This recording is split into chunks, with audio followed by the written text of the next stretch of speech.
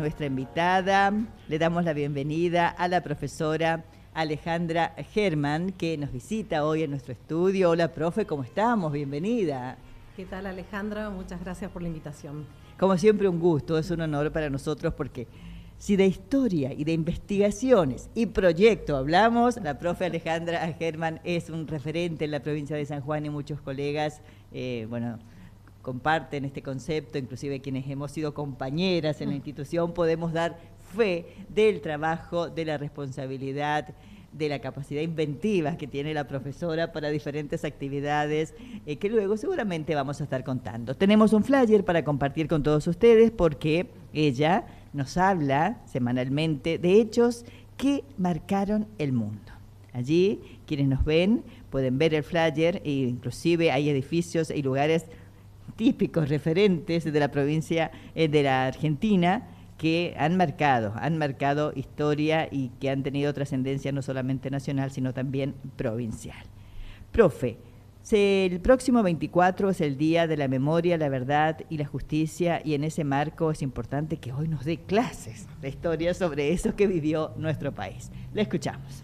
Bien, bueno, es un tema bastante complejo este día que se celebra de la memoria por la verdad y la justicia.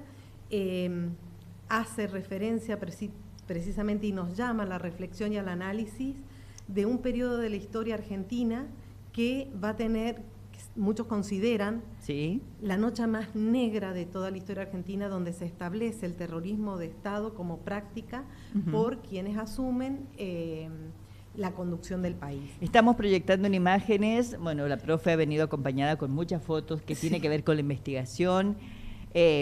Acá dice cayó Isabel. Sí, tenemos que tener en cuenta, este último golpe surge a partir de la caída de Isabel Perón. Sí. Para hacer un raconto, este es el sexto golpe de Estado del siglo XX. Nosotros tuvimos 6 golpes de Estado, el primero en el 30. ¿Por qué golpes de Estado si nosotros tenemos una constitución que respetar? ¿De dónde sale y cómo se pueden dar estos golpes de Estado? Estos golpes de Estado se dan porque precisamente cuando se produce el primero, que es el de 1930, la Corte Suprema de Justicia permite que esa constitución de quienes lo habían llevado a cabo se constituyan como un gobierno de facto, es decir, un gobierno de hecho. Los 4 primeros golpes que va a haber van a ser transitorios, pero los últimos 2 golpes, el del 66 y el del 76, van a tratar de convertirse en permanentes.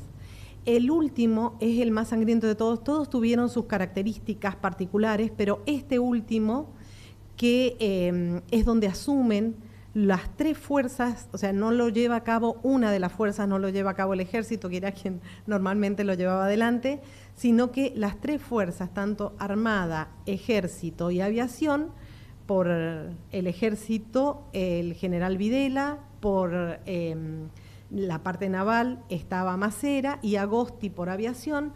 Los 3 iban a formar una junta, esa junta iba a designar un presidente, que en este caso el primero al que designan es a Videla. Ahí vemos en imágenes a los 3 miembros de la fuerza. Sí, y el momento en que él asume, porque esa junta primera le permite asumir a Videla como presidente. Dentro de esta junta va a haber muchos enfrentamientos. Macera tenía muchísimos enfrentamientos en contra de Videla, pero el acuerdo que ellos hacen es que los 3 asumen para llevar a cabo un plan sistemático de ir en contra con un aparato represor, en contra de lo que ellos llamaban los subversivos, que eran todos aquellos a los cuales ellos percibían como que estaban en contra del régimen. Un régimen donde lo común y lo normal, lógicamente, eran las torturas, el llevarse desaparecido de manera ilegal, que después pasaba a estar secuestrado. La mayoría, de acuerdo a lo establecido por la CONADEP, de las personas que son secuestradas son secuestradas durante la noche, pero hay un 38% que se secuestran inclusive durante el día, a plena luz del día. Una de las características, esos hechos que estamos viendo ahí, son las quemas de libros. Ni bien se produce el golpe, ya esto aproximadamente es sobre junio, julio del 76, donde salían, porque ellos decían, bueno, ellos estaban muy apoyados por fuerzas extranjeras, sobre todo por Estados Unidos, donde muchas de estos generales habían sido preparados por la Escuela de las Américas y también habían recibido, la teoría dentro de esta escuela era del enemigo interno, es decir, aquel que vos ves como vecino, como amigo, puede ser tu enemigo. Exacto. Y por lo tanto hay que aniquilarlo. Entonces, ese es el mensaje que dejaban a la sociedad. Eso es el mensaje. Sí. Por eso la quema de libros, de muchos libros que en realidad corrompían la mente de los jóvenes. Con las ideologías propias, los cambios que ellos Exactamente. pensaban. Entonces había todo un lenguaje que no podía ser utilizado, pero llegaron a quemar libros que son insólitos. Por ejemplo, hay un libro de física, la famosa cuba electrolítica, que como mencionaba Cuba, fue quemado. Es un libro de física. Otros libros que también fueron quemados, que no tenían nada que ver con ideología ni nada. Bien. Pero, por ejemplo, el movimiento cubista, del movimiento artístico cubismo. Claro, el cubismo. Los libros que mencionaban la palabra cubismo también fueron quemados. Como... Todo eso fue quemado. El tema es que estos procederes son procederes directamente, son sistemáticos y ellos habían sido preparados, no solamente en la Escuela de las Américas con esta teoría del enemigo interno, sino que habían recibido clases de generales franceses que habían utilizado en la guerra de Argelia la tortura como medio para desaparecer personas también. Entonces, estos generales no son los únicos de Latinoamérica, esto es un plan sistemático que también responde a intereses norteamericanos, porque Argentina no es el único país que en estos momentos está con un golpe militar. Está Uruguay, está Paraguay, está Bolivia, está Chile y posteriormente, un tiempito después, también está Brasil. ¿Por qué esta coordinación de Estados Unidos? Porque son los que establecen este plan Cóndor, que es un plan en el cual estas dictaduras se ponían de acuerdo por si alguno de los que necesitaba huir, porque esto lógicamente provocó muchos exilios, muchos que fueron perseguidos y que se quisieron ir. En algunos casos, si caían donde estaban algunas de las otras dictaduras, se encargaban de hacer el trabajo que hacían las dictaduras tanto en Chile, en Argentina, en Paraguay, en todos estos países que estaban bajo esta situación. ¿Por qué hablamos de un plan sistemático? Esto no es que es ningún invento, esto también fue probado.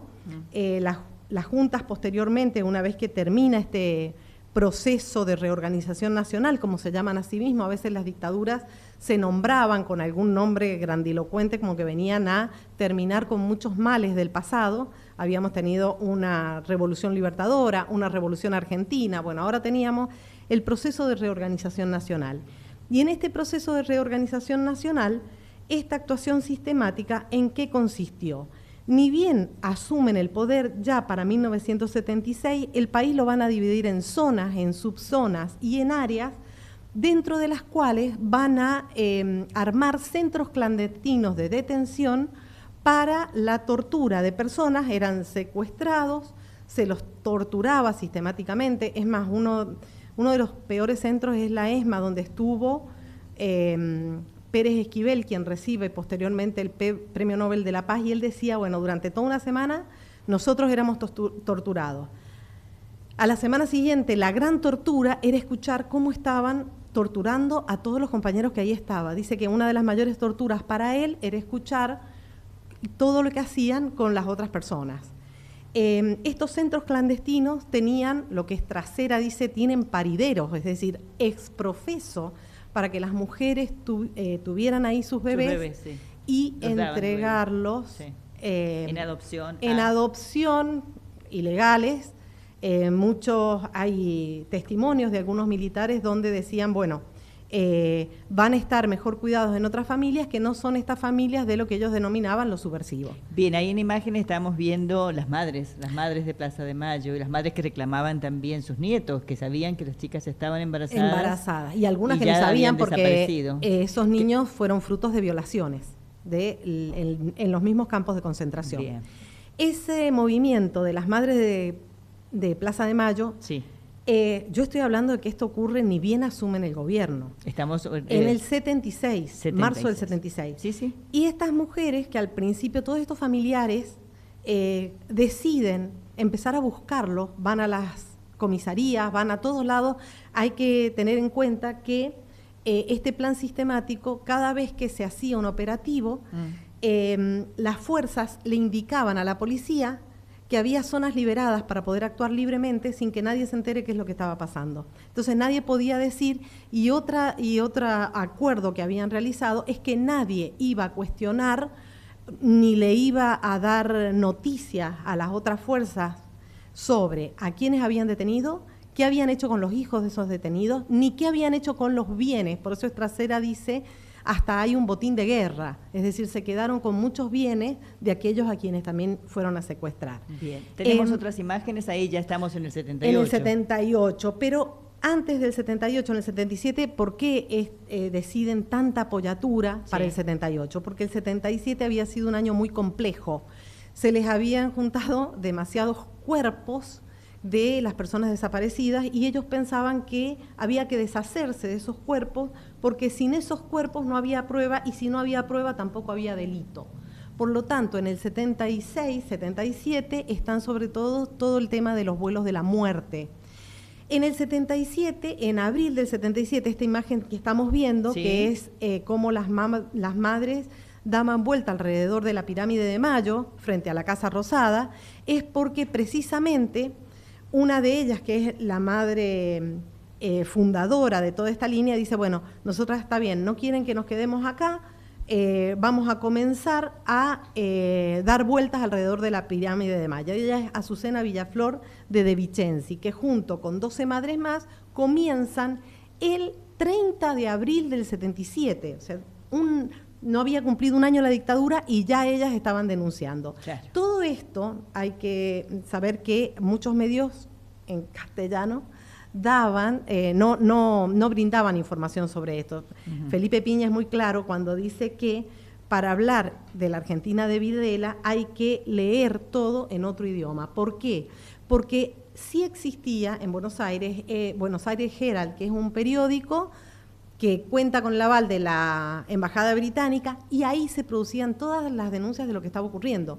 Esto que están haciendo las Madres de Plaza de Mayo va a tener una trascendencia a nivel internacional, por eso marcó mucho toda esta situación. Además que había muchos exiliados que ya se habían ido y también contaban afuera lo que estaba pasando en la Argentina. ¿Qué va a pasar en estos momentos? Hay un cambio, yo dije recién, esta dictadura estuvo muy apoyada desde Estados Unidos, pero estuvo apoyada en el 76. Quien era presidente es Gerald Ford, que fue el vicepresidente de Nixon. Nixon es el que tiene que renunciar por el caso del Watergate. Gerald Ford pierde la presidencia y a partir de enero del 77 asume Jimmy Carter. Jimmy Carter es un presidente comprometido con los derechos humanos. Se entera de esta situación y lógicamente quita el apoyo a la dictadura. Es más, manda a su secretario de Estado, a Cyrus Vance, en noviembre del 77, que entra en contacto con las madres y lleva toda una solicitud con toda la cantidad de nombres de personas que estaban en esta condición de desaparecido.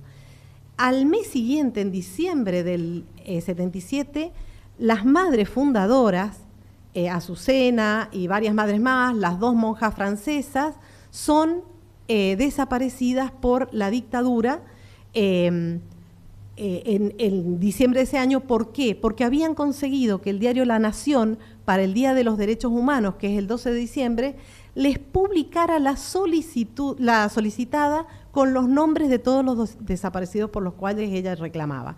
Es sintomático, en esa solicitada está con un nombre falso, Astiz, que se había infiltrado entre las madres, y figura con el nombre del supuesto hermano que había desaparecido, y él es el que termina organizando todo el operativo para desaparecer a estas madres.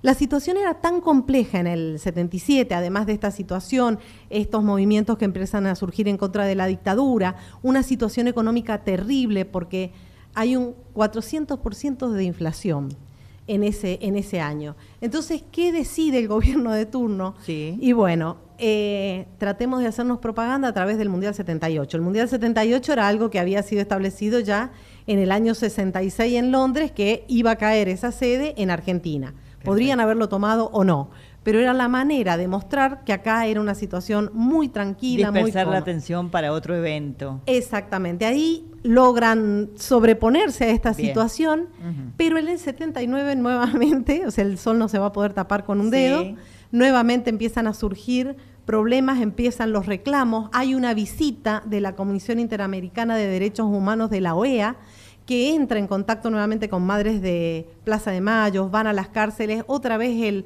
el informe que dan es totalmente negativo. Nuevamente el gobierno trata, porque logró que esa es la reunión precisamente de la OEA, donde ellos se están reuniendo para entregar el informe al presidente. Este presidente trata de buscar de alguna manera que tocar alguna fibra, digamos, de el sentimiento nacional. Trata de llevarnos a una guerra con Chile, gracias a Dios. Seguimos Juan Pablo con imágenes, II. has traído imágenes en el momento donde están. Exacto. Más adelante tenemos, esas son imágenes de la guerra ya. Y no lo logra con Chile, pero sí hay cambio de gobierno por la situación tan inestable. Cuando llega Galtieri al gobierno, que es en el 81, él decide la guerra de Malvinas. Tenemos fotos también, Darío, vamos a seguir adelantando, donde está Galtieri con Margaret Thatcher. Exactamente, esos son los dos grandes momentos en todos estos años en donde el gobierno de facto apela al sentimiento nacional que le da la apoyatura a este gobierno. Posteriormente, durante toda esta etapa, bueno, después de la derrota, se recupera la democracia y el tema era, bueno, ¿qué vamos a hacer? ¿Va a haber juicio? ¿No va a haber juicio? Antes de irse dan una ley de amnistía para todos aquellos militares que habían participado en estos hechos. Y Alfonsín toma la decisión, ni bien asume en el 83, en diciembre del 83 crea la CONADEP. Tenemos imágenes, las que siguen, Darío, donde esa CONADEP, la Comisión Nacional sobre la Desaparición de Personas, la preside Sábato, ahí está Favaloro, Magdalena Ruiz Guiñazú, bueno, varios notables de la sociedad, y esa documentación que ellos reúnen, la UNESCO la declara Patrimonio Documental sobre Derechos Humanos. Y en base a todo eso, que por eso lo titulan Nunca Más, de las atrocidades que ellos tienen que escuchar, es que se resuelve realizar el juicio a las juntas, que es al año siguiente. Ahí tenemos imágenes del juicio. Exactamente, donde son enjuiciados los altos jefes que participaron en todo este movimiento. Ya estamos en gobierno democrático con con Alfonsín. Y bueno, ahí tanto Videla como Macera son los dos que quedan presos cadena perpetua. Los otros tienen otro tipo de penas, pero bueno, eso es más o menos. Eso es lo sucedido en nuestro país y la profe ha hecho una narrativa excelente, una capacidad de síntesis increíble, apoyada con todas las imágenes que ustedes, si nos siguen a través del canal de YouTube, forma parte de una gran investigación, profe, que usted ha traído para acompañarse con su narrativa. Bueno, por ese motivo, la audiencia debe saber que el próximo martes, 24, es ese día. El día de la memoria por la verdad y la justicia. Suelen haber marchas que se organizan precisamente para no olvidar y el compromiso de que estas situaciones no vuelvan a ocurrir. Bien, es importante reconocer esto sucedido en la Argentina porque, bueno, los jóvenes tal vez forman parte de la historia en su formación, pero es importante que lo sepan. Quienes tenemos más edad hemos vivido esta experiencia. Así es que, bueno, profe, como siempre, la tengo que despedir. Felicitaciones por este testimonio y esta narrativa. Y nos ha dado clase la profe, siempre digo. Esta nota usted la va a volver a escuchar porque la subimos en las redes sociales, la subimos en nuestro canal de YouTube, inclusive Radio Colón la puede subir porque tenemos el diario digital, para que recordemos lo que sucedió. Conozcamos lo que sucedió un 24 de marzo de 1976. Gracias, profe. Con nosotros la profesora Alejandra Germán. Está recibiendo saludos, profe. El profesor Rodríguez dice: felicitaciones, saludos a la profe, muy capaz e inteligente. Dice el profe que no se está escuchando. Vamos al recreo, cuando volvamos más informaciones. No se vayan. Se echó a llorar.